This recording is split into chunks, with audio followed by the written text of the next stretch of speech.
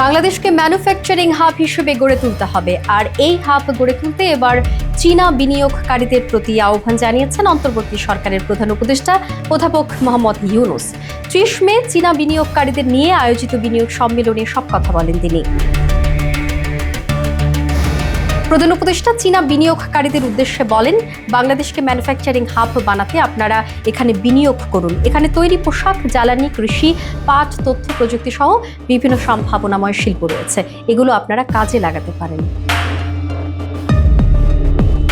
Doctor Mohammad Yunus আরও বলেন, বাংলাদেশের মোট জনশক্তির অর্ধেকের বয়স ২৬ বছরের নিচে। এই তরুণরা কাজে যোগ দিতে প্রস্তুত রয়েছে। এছাড়া শ্রমশক্তিও পাওয়া যায় স্বল্প মূল্যে। তিনি এই তরুণদের কাজে লাগানোর জন্য চীনা ব্যবসায়ীদের প্রতি আহ্বান জানান।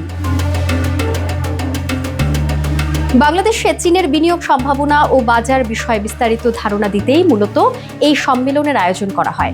বাংলাদেশ ও চীন সরকার যৌথভাবে এই সম্মেলনের আয়োজন করে। সম্মেলনে চীনের ১০০ কোম্পানির প্রায় ২৫০ বিনিয়োগকারী ও ব্যবসায়ীরা অংশগ্রহণ করেছেন। সম্মেলনে অন্যান্যদের মধ্যে চীনের বাণিজ্য মন্ত্রী ওয়াং ওয়েনতাও এবং বাংলাদেশে নিযুক্ত চীনের রাষ্ট্রদূত ইয়াও ওয়েনও বক্তব্য রাখেন।